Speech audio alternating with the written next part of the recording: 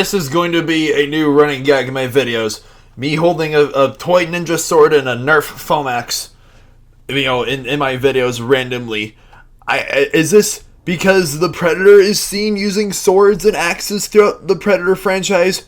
Or is it just for the thumbnail of this video? But I digress. Anyways, how's it going, my non-existent viewers? It is TVB. We saw Predator Badlands, the third Predator, the third film in the franchise, directed by Dan. What's his name again? Looking it up. Dan Trachtenberg, I believe is how you pronounce his last name. Yeah, he also directed Prey and Predator: Killer of Killers. This is his third attempt in the franchise where it follows this one Predator. His name is Deck. He is kicked out of his clan and sent to this other alien planet where everything there just wants to kill him, and he teams up with this synthetic android played by Elle Fanning in search of this ultimate beast so he can come home and take his place in his clan. I was really looking forward to Predator Badlands.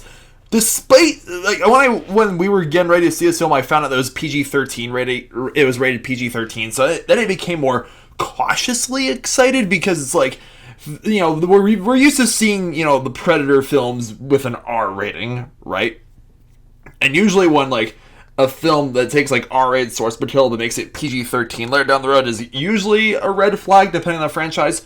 But no worries.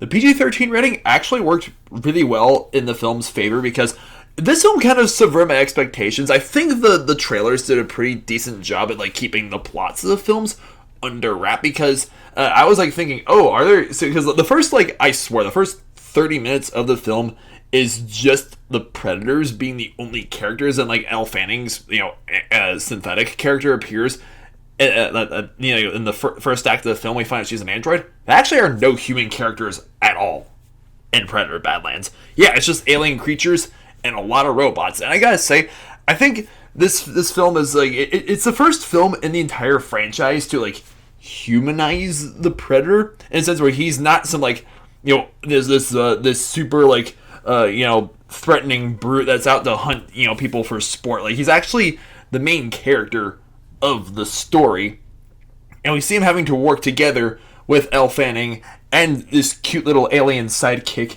and it's so unique for a Predator film, and I gotta say, hats off to the director for taking the film, the franchise. I think I can see why this wouldn't work for some Predator fans, but I think the PG-13 rating especially is there are some really brutal kills that they get away with because like I said, all the characters are just aliens and robots, and it's there's no reason to use red human blood. Therefore, that's how they got around the loophole with the PG-13 rating, which I thought was really clever in a random sense. The action scenes were incredible. This alien world that he's been sent to, it's if it was Northern Australia meets Pandora, from James Cameron's Avatar. Everything on this planet just wants to kill everything in sight, and I was yes. Aside from the cute little alien sidekick, of course. I was yes, I'm so here for it. And the film is greatly shot. This is the third film in the franchise from this director, and it's finally, because I was man, Prey and Predator: Killer of Killers totally deserved to be on a big screen, not Hulu exclusives. And if finally I got to see a Predator film on the big screen, I gotta say, the CGI is notably CGI in a few scenes. But, it's such a CGI-heavy film, it's okay, there's going to be some moments that are going to stand out, but overall, I thought the cinematography and the way the film was shot was excellent. And it appears, without spoiling it, obviously, it appears that this is not going to be Dan Trachtenberg's last outing in the Predator franchise.